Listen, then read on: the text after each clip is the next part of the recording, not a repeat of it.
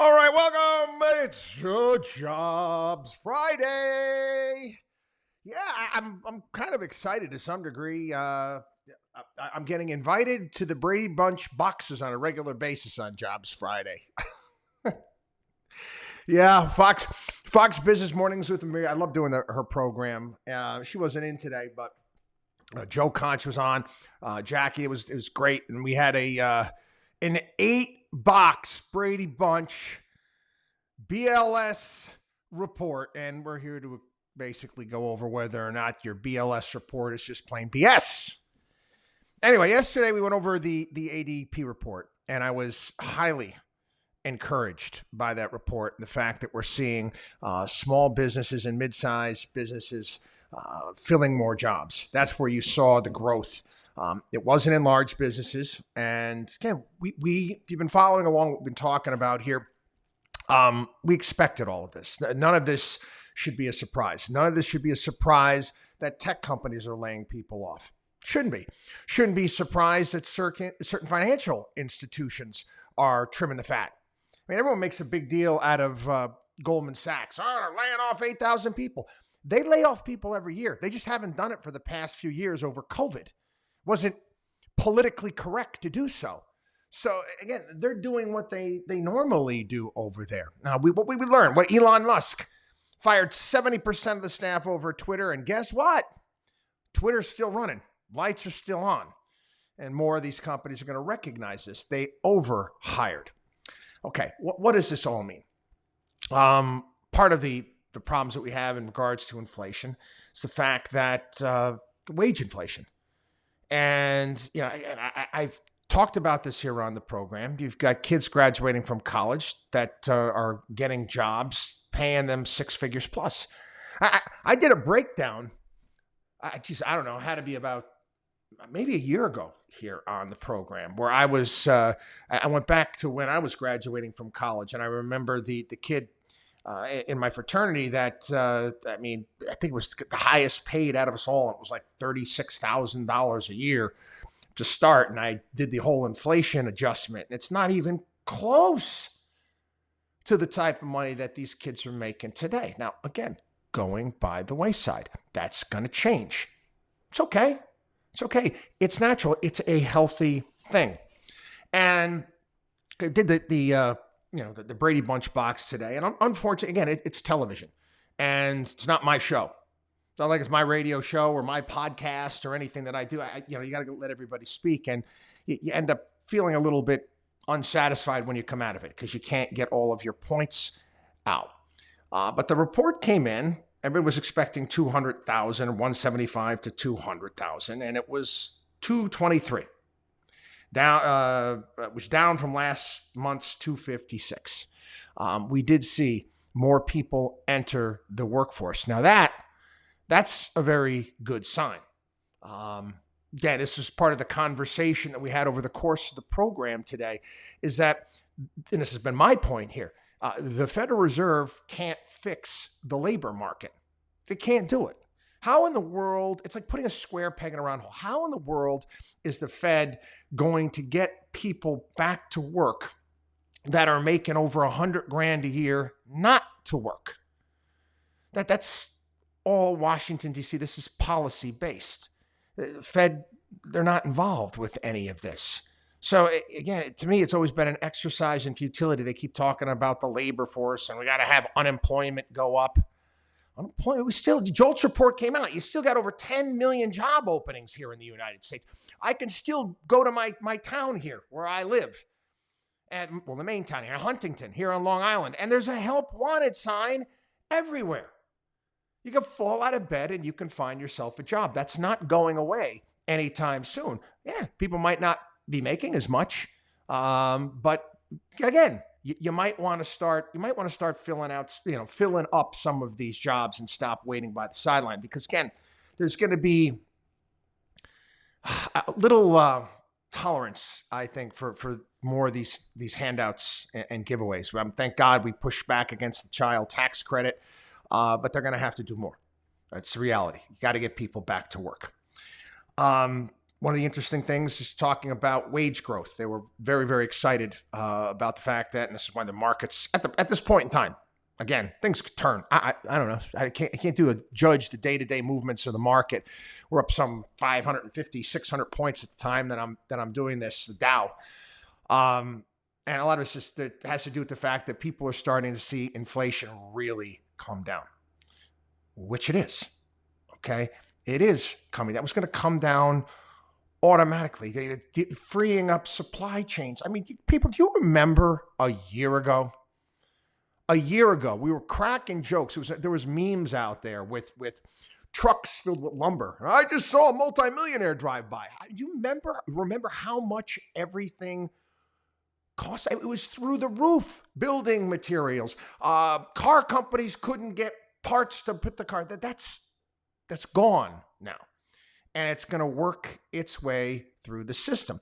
Part of it is it's going to be a little bit stickier. Again, many businesses out there, it's their business. They're going to continue to keep their prices up as long as they can. It is what it is. They had to raise their prices due to inflation. Their input costs come down. It's going to come down slower than it was actually going up, if that makes any sense. They're going to hold out. They're going to try to make more money. They're going to increase their margins. Eventually, via competition, what the free market does, it will come down. Again, this is how the free market is supposed to operate. It's supposed to work. Again, going back to the Federal Reserve. Well, we're going to keep rates high for an extended period of time. What's that mean? Listen, I've mentioned this before when it comes to the markets. Am I expecting any sort of raging bull market bounce back this year? No, I'm not. I still think we're in a position where you're going to see some more volatility moving forward.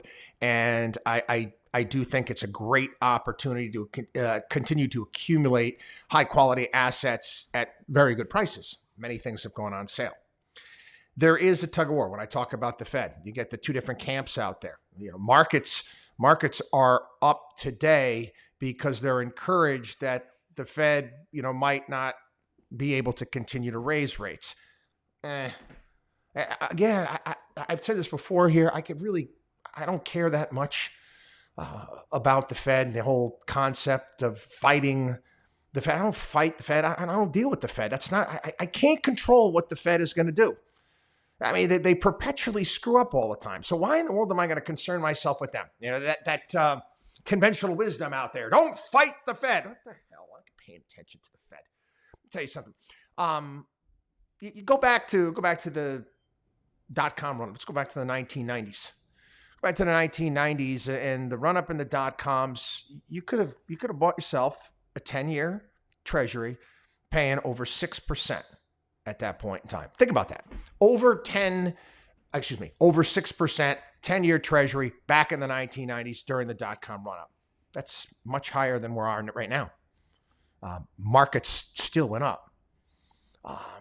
This idea out there that people and businesses they're not going to be able to get money, that's nonsense. I disagreed with Stephen Moore, and I've got a great deal of respect for Stephen Moore. I've had him on my radio show in the past. He and I have been on panels before, but I think he misses a bit when it comes to the markets. He's like, where's the growth going to come?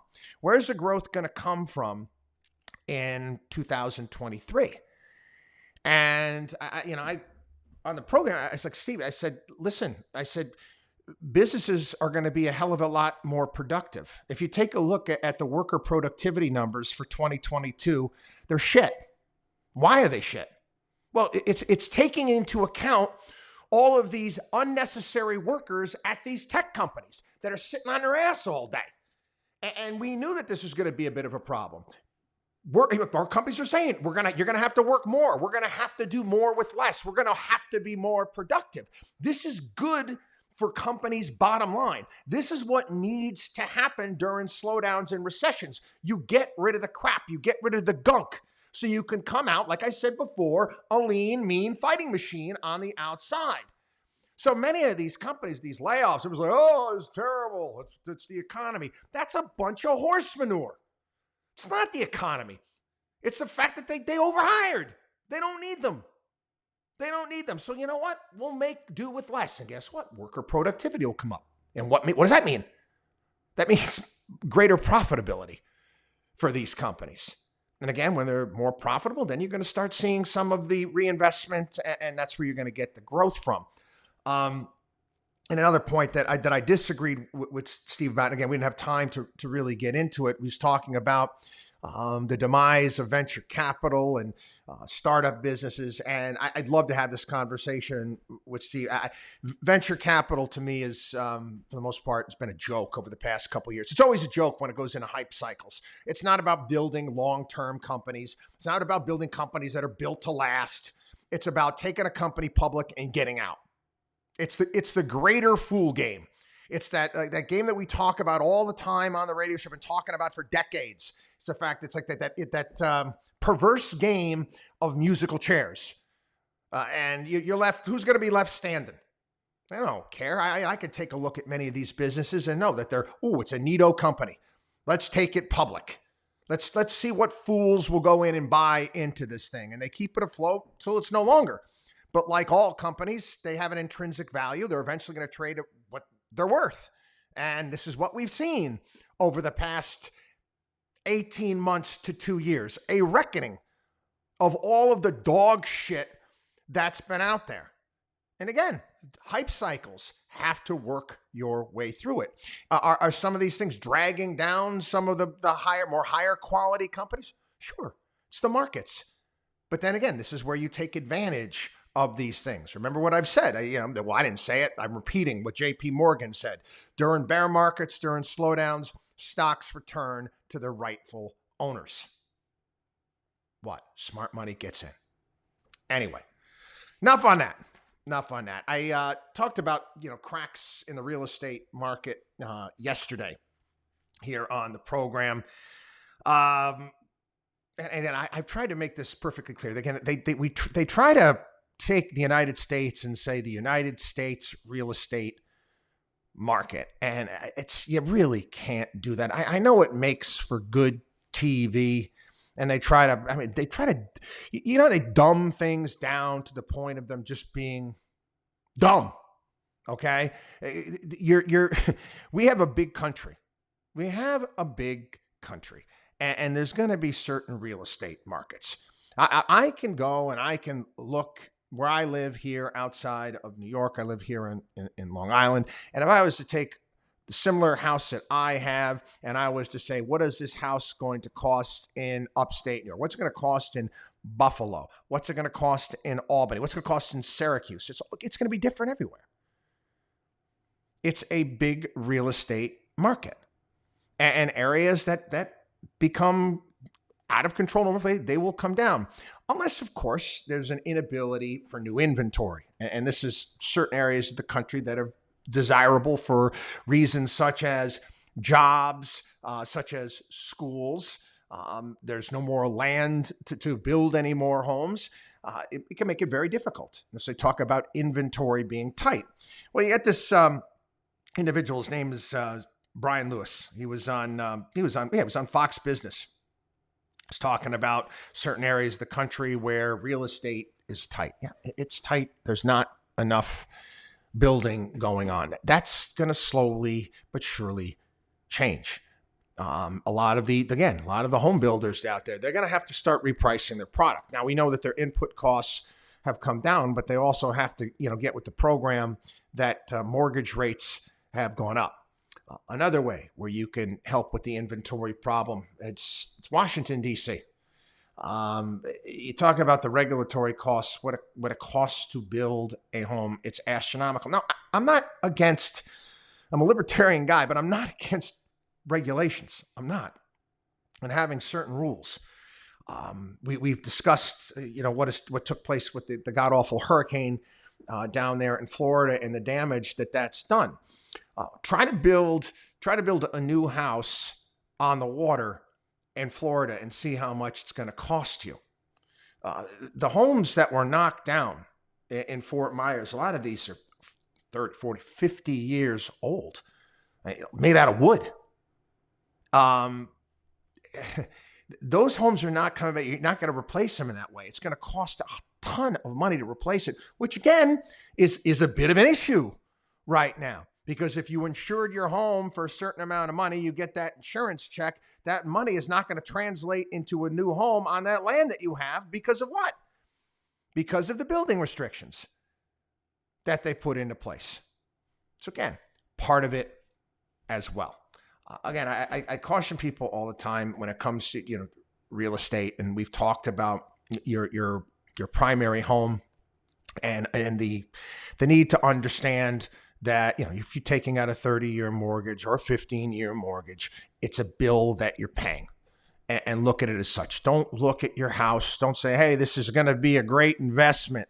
Don't convince yourself to buy too much of a house and become house poor because you think it's going to be worth X down the road. No. Look at it like the electric bill, the oil bill.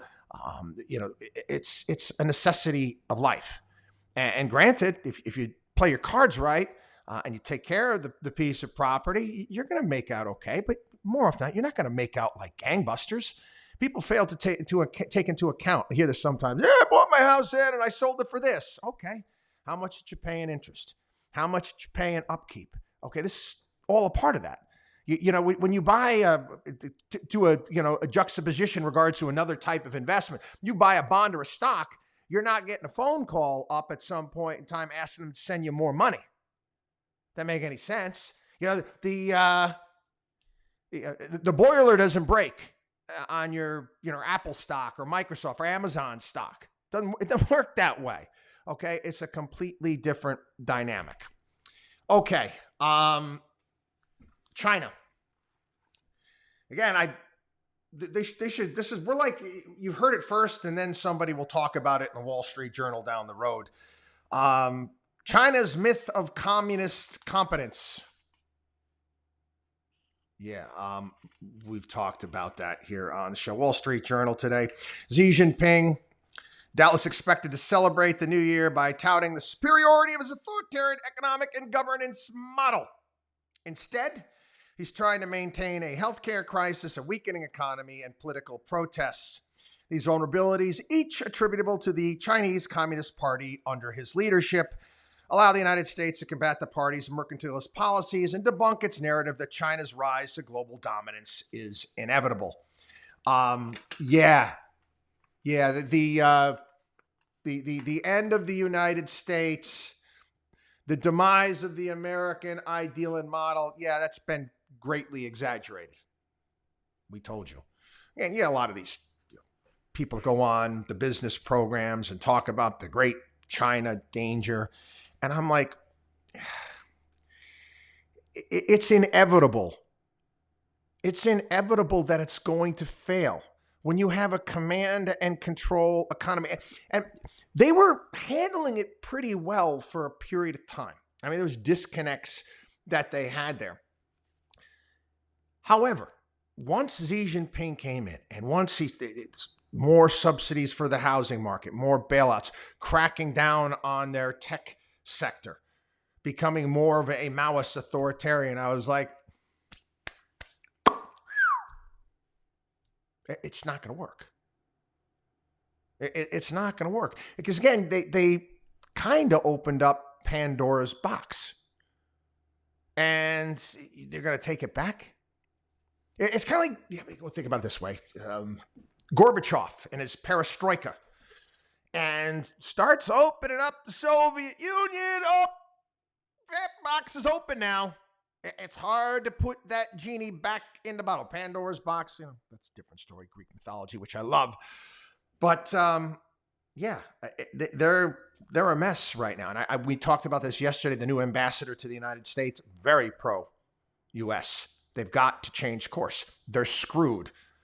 They've got businesses leaving left, right, all over the place at this point in time, saying we can't deal with this country and this nonsense anymore.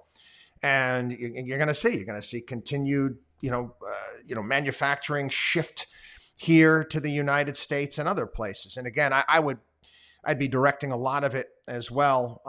If you needed some of these things to actually keep the cost down in regards to labor, I think we can kind of kill two birds with one stone, for lack of a better phrase, by looking to move some of these things not only to the United States, but to Central America and South America as well.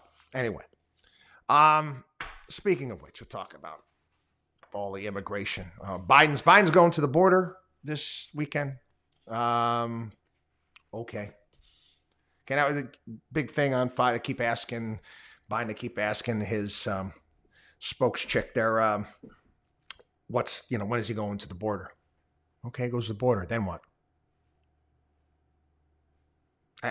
It's symbolic, I guess. But you see the policies that he's putting forward. It's not even putting a Band-Aid on the situation.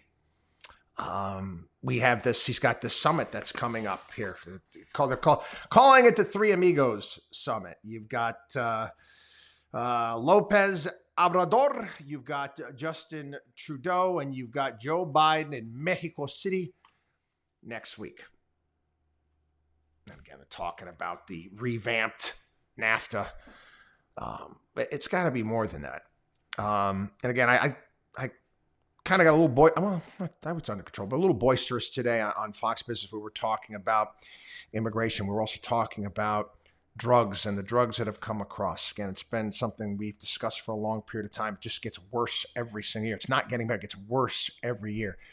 We have over 100,000 people dying every single year. And the drugs are coming from Mexico. Yes, the chemicals to make fentanyl, they're coming from China. But it's not just that. It's the new crystal meth. And all of this is coming through. And if ISIS or some foreign country were to plan an attack that killed over 100,000 Americans, what do you think we'd do?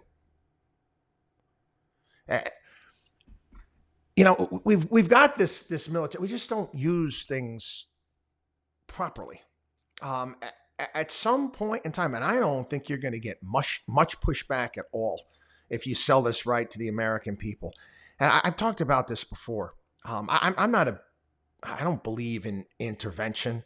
I think we should have been in and out of Afghanistan. That was W and his nation building bullshit. We should have never went into Iraq. We were lied to about that. We were involved in all these places around the globe, quite frankly, where we don't belong. Yet again, we've got poison that's being pumped in. All right, think this way. Do you remember back after post 9/11, where there was the anthrax envelopes and that scare? Oh, yeah, the scares are going out there. People worried, checking their mail. Is going to be white powder in it. How many? I can't even recall. Were there any casualties, any deaths involved at all with that anthrax situation post 9/11? I don't remember, but I know for certain it wasn't over 100,000 people dead in the United States. I know for certain that's not the case. So again, I'm playing president right now, and I'm sorry, I'm going to go Don Corleone on this one. Yeah, Don Corleone he assembles the heads of the 5 families, and says, "Listen, I want to bring my son back." And he explains he's a superstitious guy. He said anything happens to his son, if he happens to get shot by a police officer or get struck by a bolt of lightning, going to start blaming people in this room, and then he's not going to forget. So you basically put it to the Mexican government, either you're going to handle this or we are. Which again, that'll take us to Godfather 2, where, Michael's bodyguard told Fredo, you better get your wife under control or we're going to have to take care of it, which Fredo couldn't get under control, so they took care of it. Someone's got to handle it. Handle it. Deal with the problem. This the problem. Go fix it. And I don't care what you have to say to the Mexican government. I don't care. Tell them we will come in and we will go after them. Do you understand how out of control it is? They arrested El Chapo's son, and the cartel shot up a military airport. They were shooting at airplanes yesterday. You've obviously lost freaking control of your country. and it's spilling over here. So either you're going to take care of it or we're going to do it for you. Now, I know there's some issues via history and culture, but I don't give a crap, man. Have you looked at what's taken place in these various different American cities with the drugs and what's going on? 100,000. And again, if it wasn't for Narcan, it would probably be 250,000. It would probably be closer to 250,000 if it wasn't for Narcan. That's just the fentanyl deaths. And now we've got this, Walter White crystal meth at almost 100% purity that drives people crazy, and acts of violence that are taking place. Again, deal with it. Deal with it. Again, we talk around it. Oh, do stuff at the board. Nothing being put forward. Do I think that we need to have comprehensive immigration reform? Yes. Do I think that we need to have paths to citizenship? Yes. But this, all these different rules and whatnot that he's putting forward, it's a joke. I mean, there's parts of the world right now that are really bad, and people will do anything to get out. And again, it's another teachable moment. We were making fun of communist China. How about communist Cuba? The year 2022 was one of the worst years ever for the nation of Cuba. I kid you not. That people are doing anything and everything they can. They're showing up again in the boatloads in the Florida Keys from Cuba. Haiti as well, but Cuba is that bad. That bad. Again, to all of you leftists out there, to all you people wearing your Che Guevara shirt, thoughts on that? Anyone? Anyway, bankruptcies. Crypto lender, Genesis is considering bankruptcy. Well, we're thinking about it. I mean, we were throwing a towel. They laid off 30% of their staff. They lost a fortune, various different collapses, Alameda, Three Arrows, all these wonderful names you guys come up with. Genesis. Another one, Bed, Bath, and Beyond.